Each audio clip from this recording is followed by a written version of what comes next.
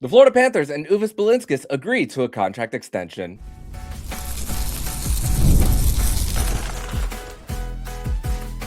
You're Locked On Panthers, your daily podcast on the Florida Panthers. Part of the Locked On Podcast Network, your team every day. And welcome into this Friday, January 16th edition of the Locked On Florida Panthers podcast, part of the Locked On Podcast Network, the nation's #1 sports podcasting network, and it is your team every day. Thank you for making the Locked On Florida Panthers podcast your first listen of the day. I'm Armando Velez from the Hockey News. You can follow me on X at MondoMan12. Follow the show anywhere you listen to podcasts and on YouTube. And shout out to the everydayers who come back here and get your daily Florida Panthers fix. Today's episode is brought to you by Game Time. Download the Game Time app, create an account, and use code LOCKEDONNHL for $20 off of your first purchase. And you can do that all on Game Time. So, Panther fans, grateful to be back here once again on another edition of the show to discuss everything in the world of the Florida Panthers. Today, we are going to discuss the extension between the Panthers and Uvis Balinskis. We are also going to discuss the Panthers' White House visit, along with not only Matthew Tkachuk speaking publicly, but the fact that what the Panthers lineup could look like when Matthew Tkachuk does return to the lineup. And we're also going to preview tonight's game between the Panthers and the Carolina Hurricanes in the third matchup and final of this season series. So yeah, just right before morning skate, just after 11 a.m. on Friday morning, the Florida Panthers did announce that they and Uvis Balinskis have agreed to a 2-year contract extension that will carry an average annual value of $875K.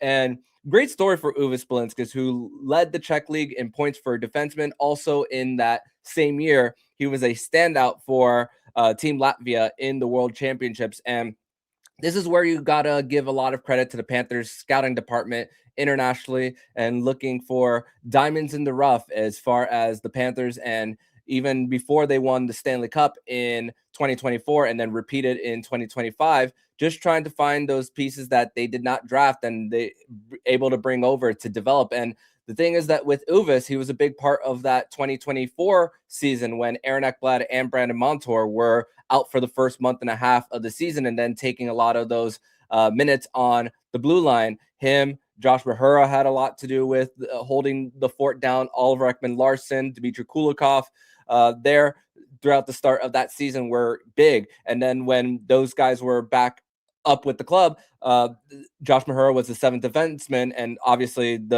him getting hurt against the LA Kings in that trip right before they returned against the Anaheim Ducks had Uvis Balinskis, because he was on his ELC, only a 1-year ELC at the time. He was sent down to Charlotte, played the rest of the season there, but the Panthers really liked what they saw in that short time of Uvis Balinskis being part of the lineup for the Cats, and then given an extension then after. And then for the Panthers, him playing in various different roles for the Panthers at the start of last year. Let's not forget that Adam Boqvist took the puck to the face, and then Uvis Balinskis had to be part of the top power play unit for the Panthers temporarily.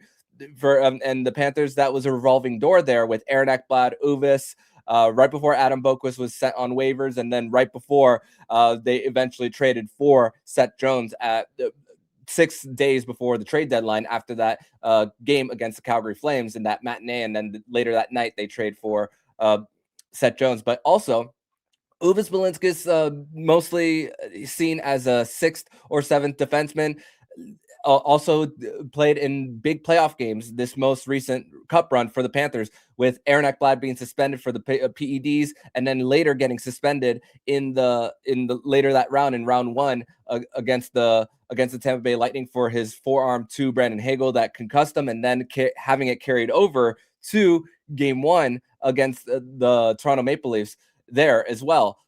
And let's not forget, he also had to be back in the lineup for a game when Niko Mikkola was going through the injury in the Carolina series as well. So these plug-and-play guys like Uvis Balinskis, Jesper Boqvist, those guys have been stepping up big. And to think that they have gotten a lot of value for what they have signed for and even extended, this is a great signing for Bill Zito, especially for the fact that the Panthers are not going to be big spenders in free agency. They still got to figure out what they're going to do with Mackie Samoskevich, who's an RFA, Sergei Bobrovsky, who's a who's also coming this year with a contract extension. Danil Tarasov. What do they do about the goaltending tandem as well? Because Mackie Samoskevic's UFA year is in 2030. So is this an opportunity for the Panthers to bridge him to get and then walk him either towards UFA or at least get him to the last year so that they can still control his rights? But for the blue line for the Panthers here, 6 defensemen who are signed until 2028. The only ones to expire that year are Kulikov and Uvis Balinskis. So, but the top 4, Forsling, Ekblad, Mikkola, Jones, those guys are 2030 or beyond for those guys as well. So there's a lot of continuity, and extending to Uvis Balinskis. At times, I've been critical about his game, about untimely pinches, but he's been taking care of the blue line a lot more, playing better in his zone, being able to trust his partner on when it comes to battles along the wall, and even when they flip the puck into the zone and then you're seeing that forechecker coming in, he's making a lot quicker decisions when it comes to the support on the other side. And thankfully for Uvis, in this most recent stretch for the Panthers, taking that power play 1 spot again, like he did at times last year, because Jeff Petrie hasn't necessarily been the signing that we have been anticipating, similarly to like an Oliver Ekman-Larsson or Nate Schmidt last year. So that the play of Uvis Balinskis recently for the Panthers here has definitely been an eye opener for the front office to at least do the extension now, because his price was only going to be up.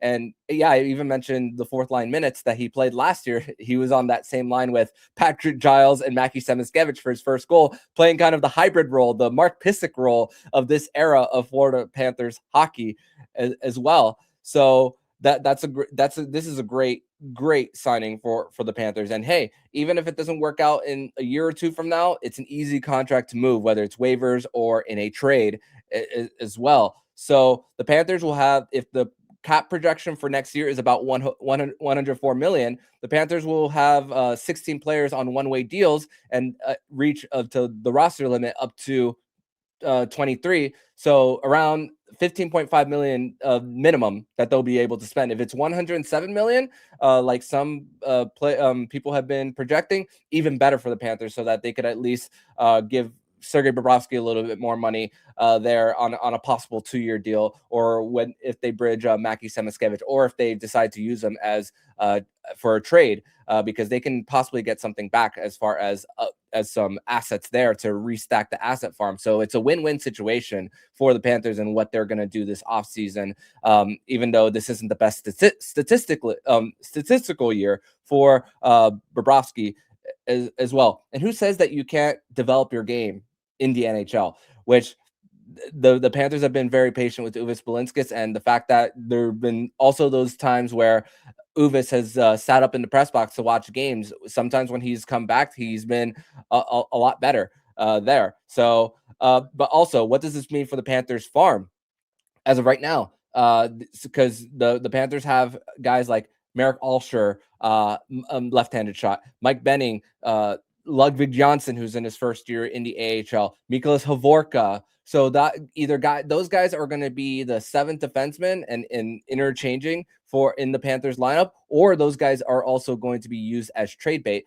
Either that, or the Panthers are going to do this continuous cycle of these 1-year veteran minimum contracts at $775K. But with the new CBA coming into place, that veteran minimum might also rise a little bit from $775K. But also the Panthers, as far as their bonuses this year, there are no bonuses on the Panthers books this year. There was last year with Kyle Okposo and winning the Stanley Cup for the Panthers, but none this year. But next year there will be bonuses based on games played for Jeff Petrie, $50K for every 10 game milestones, starting from game number 20, I believe, if on the top of my head, if I got that correct, and then a conference final of $50K, and then a championship for the Panthers, and that will be placed on their books next year if that's the case for the Panthers. So I can't necessarily give the exact number because we're not at the end yet, but we'll cross that bridge when we get there. But Bill Zito, this is what Bill Zito had to say about the extension for Uvis Balinskis. He says, quote, "Uvis has proven the ability to be a dependable NHL blue liner on a consistent basis. He possesses a relentless work ethic, and we are excited that he will continue his career with the Panthers. Close quote. And a lot of guys are going to be continuing their time with the Panthers. And like I said, 16 one-way contracts for the Panthers. And the fact that the window is still open for this Florida Panthers team right here, even if it's not necessarily this year with all the injuries that they're going through, they still have the continuity, and with signing Uvis Balinskis, it's the devil you know versus the devil you don't. Instead of just going for a wild card, not literally in the standings, but going for a wild card player to see if they fit in your system versus what you've been able to build. And and credit to him, a player who bloomed in his late 20s and also has earned an extension. I never was expecting an extension to be long, and it carries him all the way until his 30s. And also, he helped Latvia qualify for the Olympics, and he was one of the first 6 players named. Although Latvia doesn't have a big presence in the NHL as of right now, it's only growing. Uvis Balinskis is a big part of that for that country, and can't wait to see him represent them in the Olympic Games coming this February in Milan Cortina. But we're going to transition over to segment number 2, where the Panthers paid a visit to the White House on Thursday. And also, when Matthew Tkachuk does come back, will the Panthers put the rat line together for the first time on a consistent basis? We're going to discuss that more next year on the Locked On Florida Panthers podcast.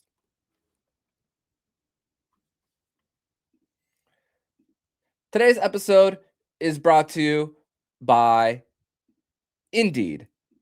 And if you've ever hired someone who looked great on paper but wasn't the right fit, you know how important that is. When you want candidates who truly match what you're looking for, trust Indeed sponsored jobs. Hiring, Indeed is all you need. Stop struggling to get your job post seen on the other sites. Indeed sponsored jobs put your post at the top of the page and help you reach the right candidates faster. If I need to hire someone for this show, I'd go straight to Indeed, and I'd be very specific about what I need. For real experience, not just a resume buzzword. Sponsored jobs boost your posts to the people who are best matched for your role, and that makes a real difference. Spend more time interviewing candidates who check all the boxes with less stress, less time, and more results. Using Indeed sponsored jobs. Listeners of the show get a $75 sponsored job credit to help give your job the premium placement and it deserves at Indeed.com/lockedon. Go to Indeed.com/lockedon right now and support the show by saying you heard about Indeed on this podcast.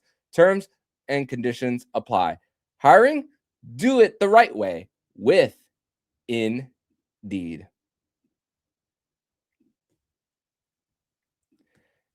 And I'd like to thank you guys once again for making the Locked On Florida Panthers podcast your first listen of the day on the nation's #1 sports podcasting network. And if you haven't already, check out the Everydayer Club. It's an ad-free audio feed for the Locked On Florida Panthers podcast, compatible with Apple Podcasts, Spotify, and every other major podcast app. An invite to the members-only Locked On Everydayer Discord server, which includes group chats for listeners of the show. And you can check out the link in the show notes to learn more. So, the Florida Panthers paid a visit to the White House on Thursday, and smart of them to do it on the Thursday as opposed to the Sunday when they were already in DC, due to the fact that the San Jose Sharks, when they do return home, the San Jose Sharks will already be in South Florida when the Panthers take on the Washington Capitals to begin with, and they'll play on Friday night against Detroit. 2 days off and then back in South Florida. So thankfully the Panthers are able to get back to South Florida after their trip to DC for a second time in this week. So Panthers paid the visit and then went straight to Raleigh after that. But similarly to last year's ceremony, this time it was Matthew Tkachuk who walked in with the president as the Stanley Cup was there with a Panther sweater that said 47 on it, presented the president with a gold stick, and this time 2 championship rings to come with it. And then Matthew Tkachuk also spoke about nothing beats beating in the White House after celebrating a championship, and more importantly, representing the United States in the upcoming Olympic Games. And then as the ceremony ended, the White House band played "We Are the Champions" by Queen. So a celebration for the two-time back-to-back Stanley Cup champion Florida Panthers being honored in the White House, something that has gone back all the way to the early 90s. So congratulations to the Florida Panthers once again there.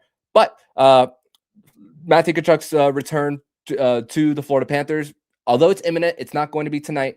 in Carolina, but he's so close. Him nor Marchand are going to be returning for the Cats. But this just has me wondering when it comes to the Panthers lineup, because it was a little bit easier to plug and play, to not necessarily plug and play, but to know where the guys were going to be when the Panthers were healthy in the playoffs last year, which even when the Panthers first traded for Brad Marchand, I was thinking, okay, don't put that rat line together right away for the Panthers. Let Brad Marchand be lower in the lineup and take those matchups against the bottom six of the other team, while still having Tkachuk and Bennett together on the second line.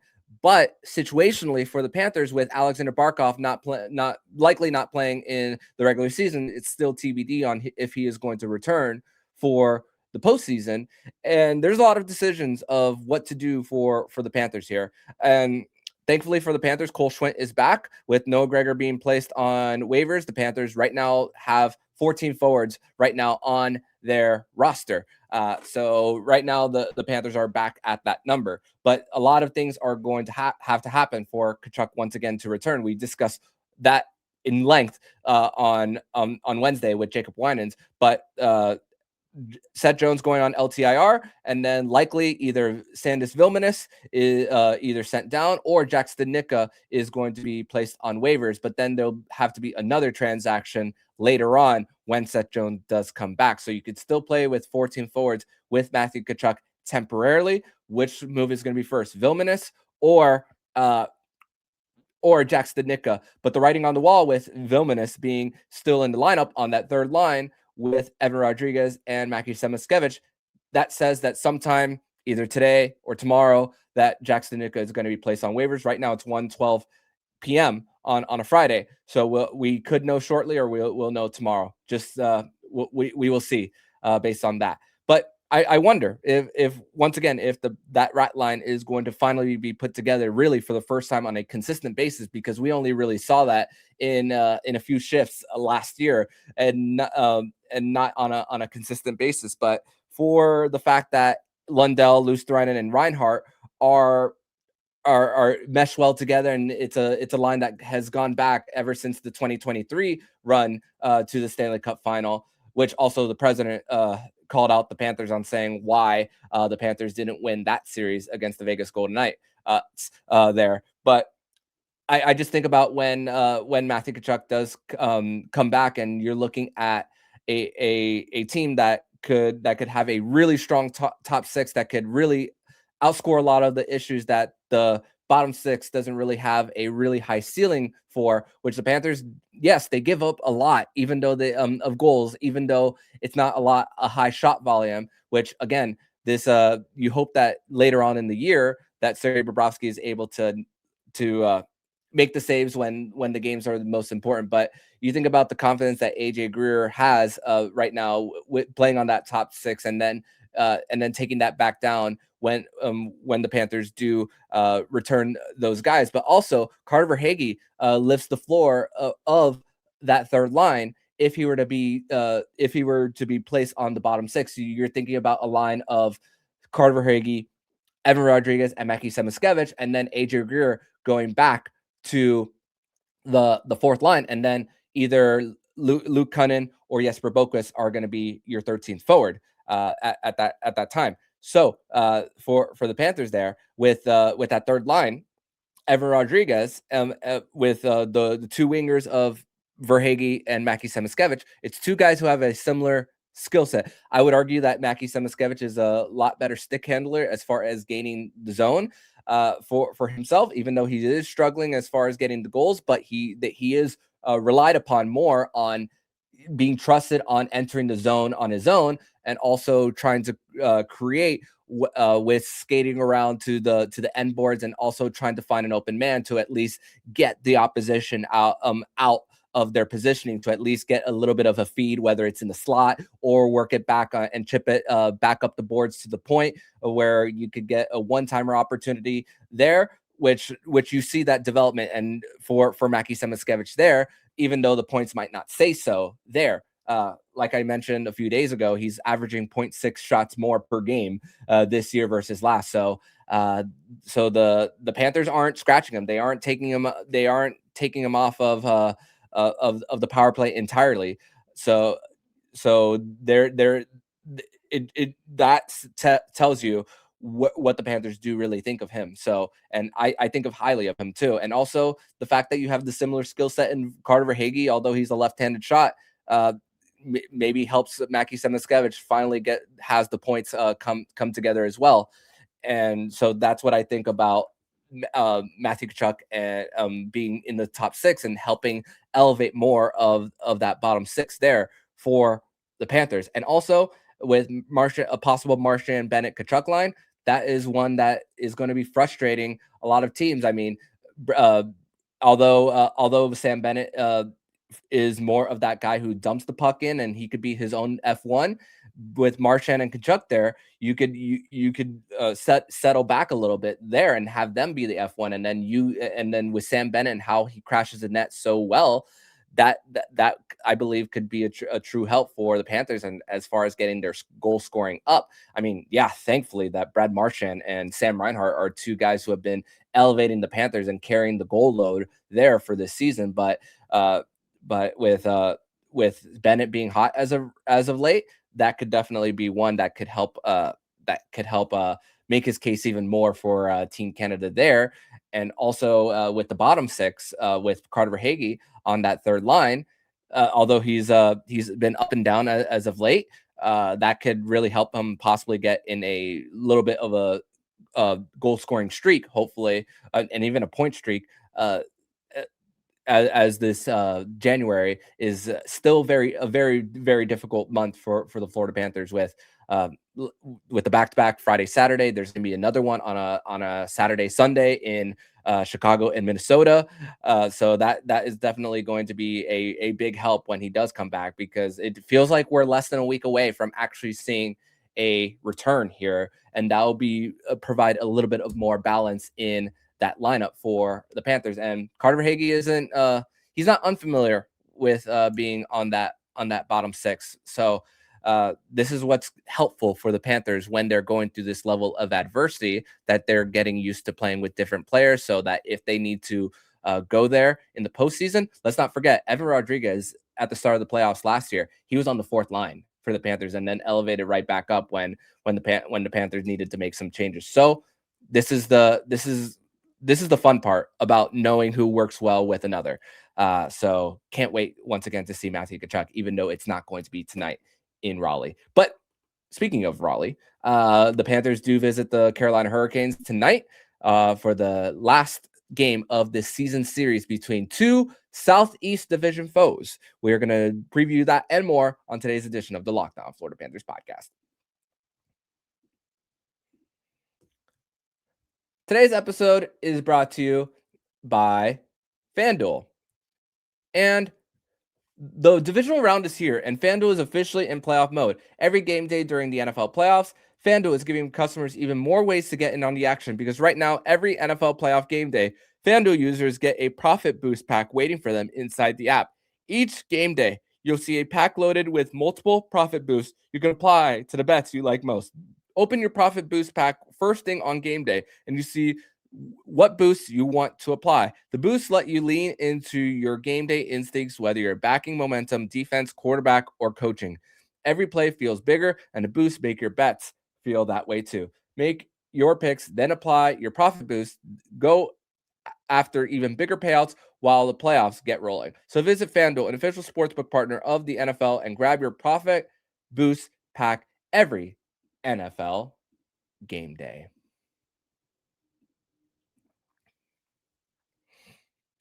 Third and final segment here on this Friday, January 16th edition of the Locked On Florida Panthers podcast. Thank you once again for making the Locked On Florida Panthers podcast your first listen of the day. And speaking of the NFL and divisional round,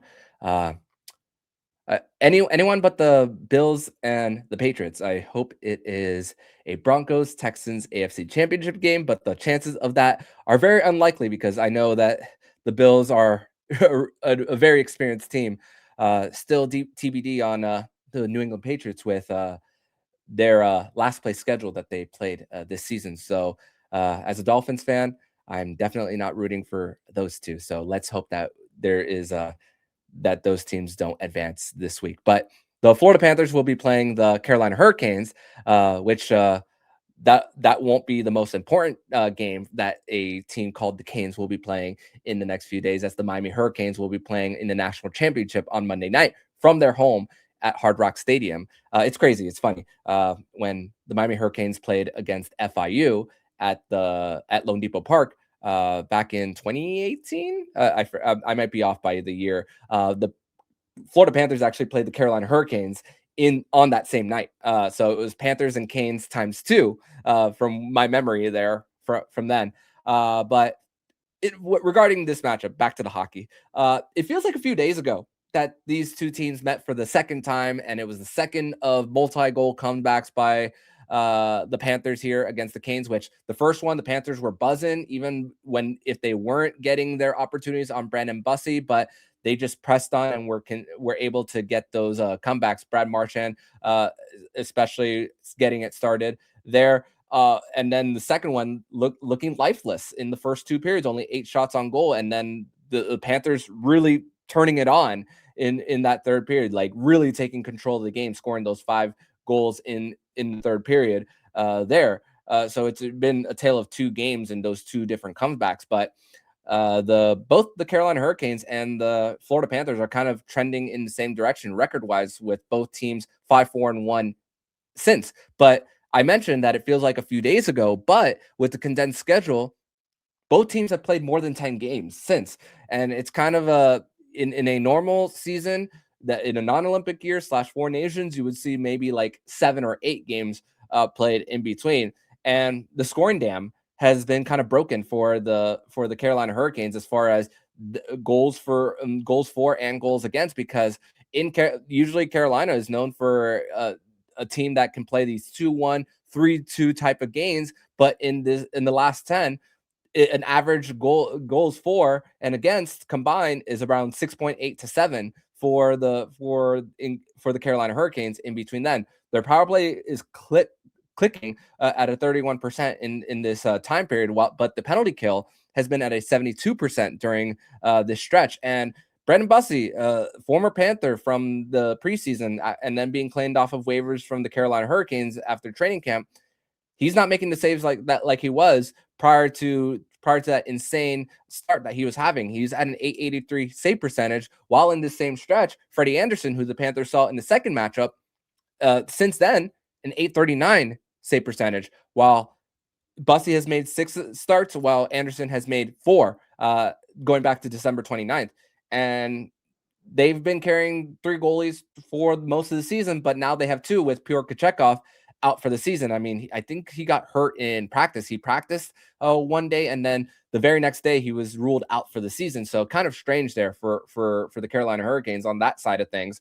But unlike the second matchup for the Canes, they are a little healthier this time around with Jacob Slavin. This will be his 3rd game back since that injury that he suffered against the Panthers in the first matchup with AJ Greer in that battle along the half wall / far side corner from the first matchup. And then the brutal collision from Seth Jarvis onto the goalpost after Evan Rodriguez inadvertently knocked them into the net when he unfortunately got the stick on the skates of Seth Jarvis while he was on a breakaway coming from the left wing and then colliding into the goalpost there. And to think that if Seth Jarvis was chosen for the Olympic team for Canada, this would have been a big miss for Team Canada if he had made the team. But he has a lot to prove, just like Sam Bennett for the Canadian Olympic team there. So he is in his 6th game back. He's played 5 since prior to tonight's game. So a lot to prove. And for once, I would like the Panthers to play from ahead. And these comebacks are nice, but I would love for the Panthers to be a little bit more comfortable as far as that, especially because they're and, thankfully for the Panthers, their road power play has gotten going a little bit more as of late, with the exception of the games in Toronto and Montreal. And the fact that you get 2 big wins against 2 division opponents who One of them you're chasing in the Buffalo Sabres in the wild card, which I'm not gonna lie to you guys.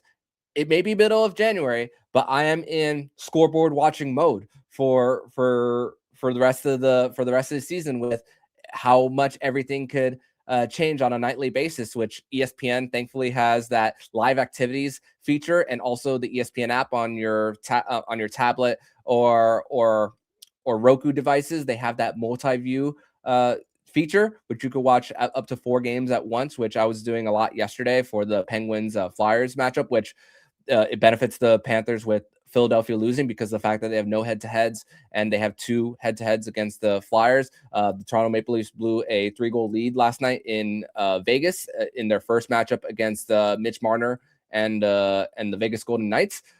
So that is also one where the Panthers have the opportunity to at least get within a few points back from the last wild card spot, which right now they are 3 which right now they're 5 points behind the Boston Bruins, but the Panthers have 3 games in hand against Boston. So with 2 more matchups against the Bruins, and you see just a few teams down. You see the Washington Capitals, who the Panthers also have 3 games in hand against, and it's a bigger swing game for the Panthers tomorrow than it is tonight for them.